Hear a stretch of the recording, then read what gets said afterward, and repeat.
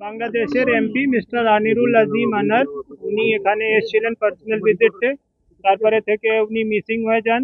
18 তারিখে আমাদের ব্যারাকপুর পুলিশ কমিশনারেটে তাতে মিসিং ডায়েরি করে ওনার একজন জানাশোনা লোক মিস্টার গোপাল বিশ্বাস, তার ভিত্তিতে আমরা ইনকোয়ারি করতে শুরু করি। প্রথমে ব্যারাকপুর পুলিশ কমিশনারেট থেকে একটা এসআইটি হোক ওর জন্য, ওনার যে মিসিং ছিলেন। তারপরে ওই এসআইটি চেষ্টা করে ওনাকে ট্রেস করার।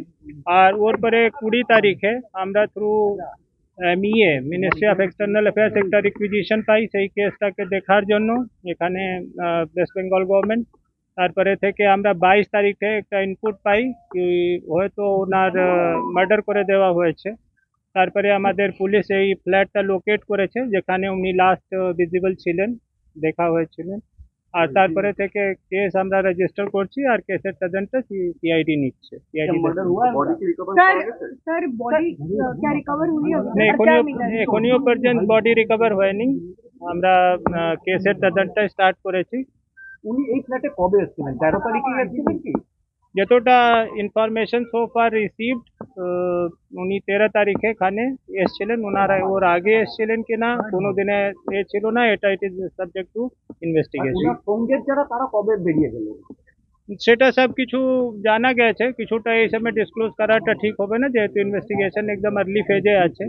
একটা বাংলাদেশ পুলিশ বারবার বলছে স্টপ করা হয়েছে বডি, এই জায়গাটা কোনো আপনারা সার্কামস্টেন্সিয়াল কিছু এভিডেন্স পেয়েছেন যে স্টপ করে বডি ডাম্প করা হয়েছে ঘরের ভেতর?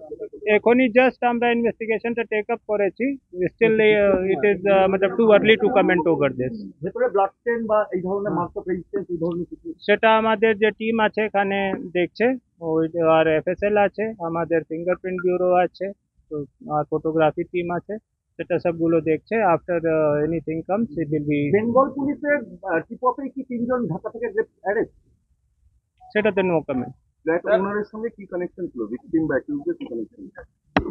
সেটা এখনই আমরা ইনভেস্টিগেশন করছি, যখন বাইরে আসবে আপনাদেরকে নিশ্চয়ই জানানো যাবে।